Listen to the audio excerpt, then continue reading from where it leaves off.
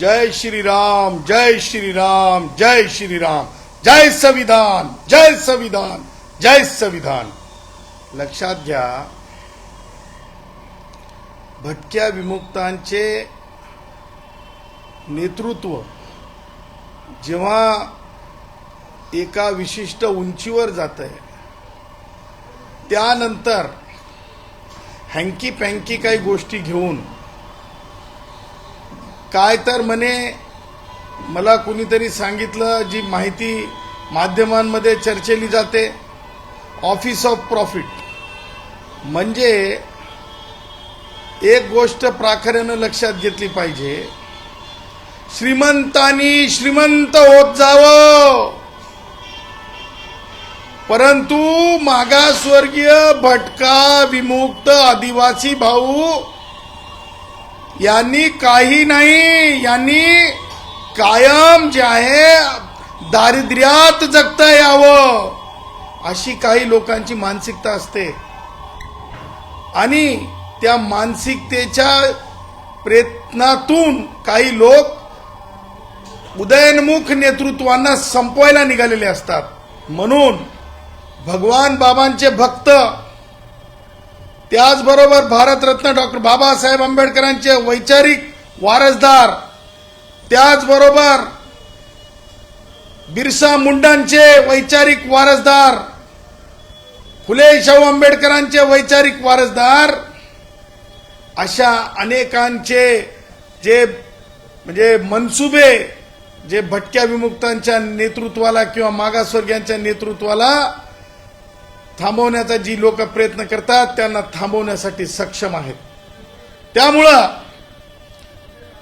कोण तुम्ही दमानिया, त्यांनी एक गोष्ट लक्षात घेतली पाहिजे सार्वजनिकरित्या, त्याच्यातून तुम्हाला कोणताही आंतरराष्ट्रीय पुरस्कार मिळणार नाही, त्याच्यातून तुम्हाला जे आहे कुठून काही मोठेपणा मिळणार नाही। फक्त तुमच्या मनाला शांती मिळत असेल की एखाद्या भटक्या विमुक्ताला जर आपण अशा प्रकारे विवंचनेत त्रासात ठेवावं, तर ते सुद्धा कायदेशीर दृष्ट्या चुकीचं आहे। तुम्हाला अल्टिमेटम देण्याचा सगळ्यात अगोदर मला सांगा, मी महाराष्ट्र टाइम्स आणि माध्यमांच्या याच्यातून विचारतो की त्यांना अधिकार कुणी दिला? ही बार्गेनिंग आहे का? ही ब्लॅकमेलिंग आहे का? हे कोणतं वर्तन आहे? मी अल्टिमेटम देते, हे काय आहे? पोरखेळ लावलाय का कायद्याचा? मला हे म्हणायचंय, जरंगे असो की दमानिया असो, पहिली गोष्ट तर काय अर्थाने यांनी हे सगळं चालवलंय? हे कोणतं मॉड्यूल आहे? नरेटिव्ह नाही, हे मॉड्यूल आहे। या मॉड्यूलला ज्या प्रकारे अजितदादा पवारांनी उत्तर दिले, मग तो धस असेल की दमानिया असेल, त्यांनी समजून घ्यावं। राजीनामा दिला म्हणजे मंत्री होता येत नाही का? किंवा मंत्र्यांनी तुम्ही म्हणलं म्हणून राजीनामा देणं गरजेचं आहे का? दोन्ही गोष्टी ज्या आहेत यांच्या म्हणण्यानुसार होण्यासाठी ना तर ह्या नेत्या आहेत, ना तर ह्या राष्ट्रवादी काँग्रेस अजित पवार साहेबांच्या पक्षाच्या त्या कार्यकर्त्या आहेत, असं मला कुठेही दिसलेलं नाही। त्याच्यामुळे ह्या काय म्हणतात, हे मॉड्यूल कुणासाठी चालवत आहेत, हे आता लोकांना लवकरच लक्षात आलेलं आहे आणि लोक या गोष्टीला किंमत देत नाही। असं म्हटलं गेलं की कालची दिलेवारी धनंजय मुंडे यांची मंत्रिपद वाचवण्यासाठी होती, धडपड होती। मला वाटतंय मागे त्यांनी आमचे भागवत, आपले काय नाव, आपले कराड साहेब, जे काय नाव त्यांचं, जे अण्णा, जे बीडला अरेस्ट आहेत, वाल्मिक कराड साहेब, त्यांच्या बाबतीमध्ये सांगितलं की वैद्यकीय डॉक्टरच अशा प्रकारची ट्रीटमेंट करावी। मला माहित नाही अंजली दमानिया काय वैद्यकीय शास्त्रामध्ये काय MD आहेत की MS आहेत, पण आता मला वाटायला लागले त्यांना आता ज्योतिषशास्त्र माहीत झाले काय की। केंद्रीय मंत्री महोदयांकडे बैठक होती अन्नसाठ्यासंदर्भात। आता यांना म्हणजे बघा, ते यांचे इरादे नेक नाहीत, त्याच्यामुळे यांचे स्वप्न साकार होऊ नयेत अशी आमची भावना आहे. कारण जिसके इरादे नेक न हो उनके सपने साकार न हो. अरे जिनके इरादे नेक न हो उनके सपने साकार न हो. अरे ये वही लोग हैं जो व्यवस्था के चश्मे से देखते हैं और भटके म्हणजे जल जिसको हम कहते हैं ट्राइब्स, जिसको हम कहते हैं शेड्यूल्ड कास्ट, जिसको हम कहते हैं जो जिसके नॉमेडिक ट्राइब्स, उनके खिलाफ इस तरह का मॉडल बनाते फिरते हैं. अरे सरकार वालों इन्हें ना पूछो ना इन्हें बुलाओ. अरे ये तो देश के लिए, देश के संविधान के लिए एक बहुत ही अपमानकारक वर्तन है इनका.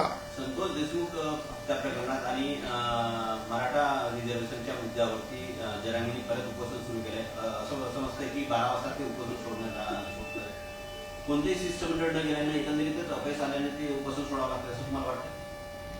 मला एक सांगा, मी सांगितलं होतं परवा सगळ्यांना की बाबा ह्याचं जे उपोषण आहे ते उपोषण पॉलिटिकली मोटिवेटेड आहे. मीच सांगितलं होतं सगळ्यांना की बाबा एक गोष्ट लक्षात घ्या की ह्या माणसाला हे उपोषण जर लॉ अँड ऑर्डरसाठी क्रिएट करण्यासाठी करत असेल, एखाद्या कोणाचा पॉलिटिकल टूल बनून हे करत असेल, तर ह्या माणसाला जे आहे स्पष्टपणे जे आहे पोलिसांनी ह्याचे पूर्व इतिहास लक्षात घेता आणि माननीय उच्च न्यायालयाच्या छत्रपती संभाजीनगर पीठाचा निकाल, बेंचचा निकाल आणि गुणरत्न सदावर्ते विरुद्ध महाराष्ट्र शासन ह्या केसमध्ये माननीय न्यायमूर्ती गडकरी साहेबांचा निकाल, हे 2 निकाल लक्षात घेता इथे कोणी सुद्धा मी मरत आहे, मला मरायचं आहे धमकी देता येत नाही. आणि तशा पद्धतीने जर कोणी मी मरेल आणि मी मरतो म्हणून लॉ अँड ऑर्डरचा प्रॉब्लेम क्रिएट करत असेल तर पोलिसांनी योग्य निर्देश आहेत त्या पद्धतीने जरंगेला उचलून जरंगेला मॅजिस्ट्रेटकडे नेऊन उपचार करणं आवश्यक होतं. त्या प्रकारची आज्ञा न्यायालयीन आज्ञा जी होती ती काही जरंगे सोबतच्या जे इतर लोक आहेत सगळ्यांनी मानली, परंतु हा पॉलिटिकली पूर्ण मोटिवेटेड टूल प्रमाणे काम करत असल्याने यांनी काल सलाईन घेतलेलं आपल्याच याच्यातून समजतंय. जेव्हा जरंगीने सलाईन घेतलं तेव्हा त्याचं उपोषण कोणतं राहिलं? जरंगेनं सलाईन घेतलं, उपोषण कोणतं राहिलं? जरंगेनं सलाईन घेतलं, उपोषण कोणतं राहिलं? जरंगेचा पॉलिटिकल लाड झालेला आहे. कोण करतंय? पॉलिटिकल लाड मराठा नेतृत्वाची जी स्पर्धा आहे त्याच्यातून होत आहे. राष्ट्रवादी काँग्रेसचे वयोवृद्ध पुढारी शरद पवार हे ऑफ सीझन राजकारणामध्ये जरंगेला नेहमी जे आहे मोटिवेट करताना आपल्याला दिसतात. कारण ज्या पद्धतीने शरद पवार धावत पळत गेले होते कुठे त्या आंतरवलीला जिथे पोलिसांना क्षतिग्रस्त व्हावं लागलं होतं, तर तेच शरद पवार मात्र तुम्हाला गोंडगोवारी ज्यावेळेस हे झाले होते मृत पडले स्टॅम्पेडमध्ये त्यावेळेस शरद पवार तिथं जाऊन भेट घेतलेले तुम्हाला दिसलेले नव्हते. त्यावेळेस शरद पवारनी राजीनामा दिलेला दिसलेला नव्हता.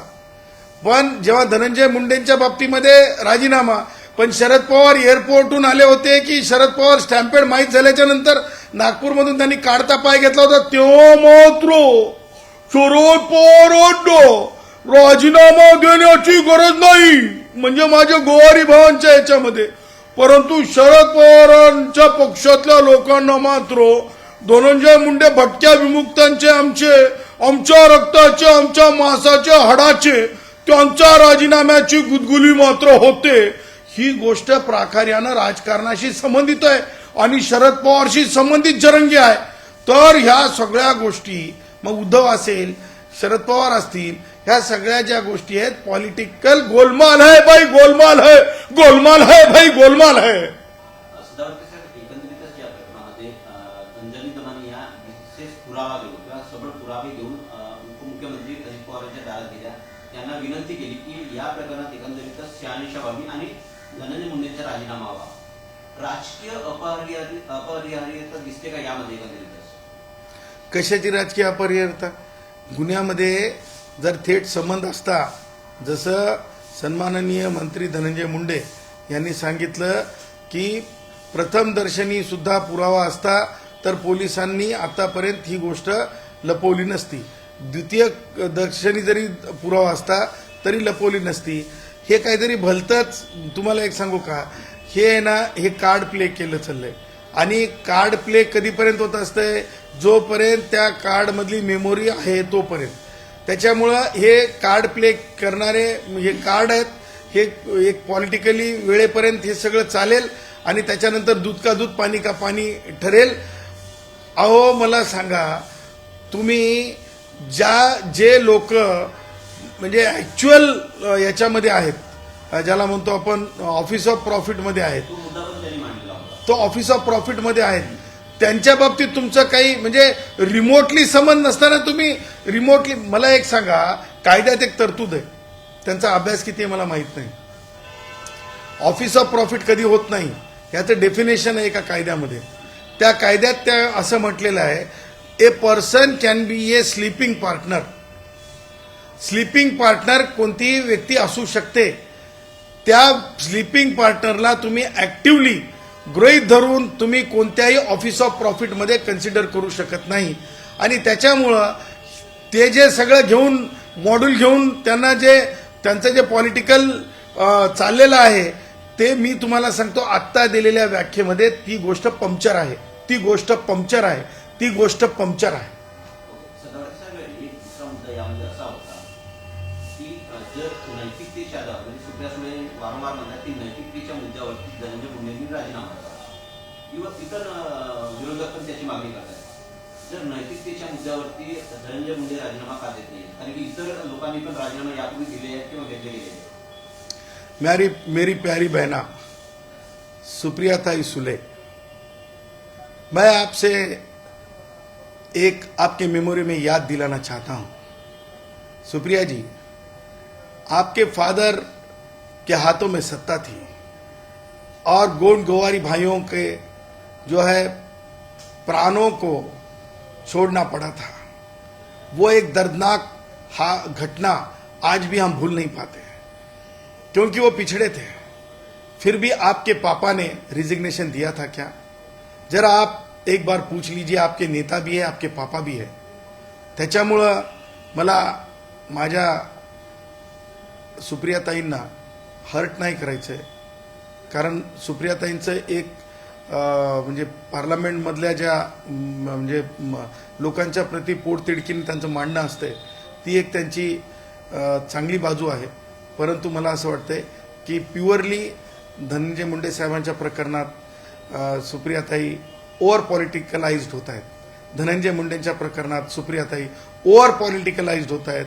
सुप्रियाताई आपणाला जस्ट आठवण करून देण्यासाठी मी गोंड गोवारींचा जे आहे आपल्या समोर प्रश्न उपस्थित केलेला आहे. सचिन खरात आहेत, राष्ट्रीय अध्यक्ष आहेत Republican party of India Sachin Kharat गटाचे.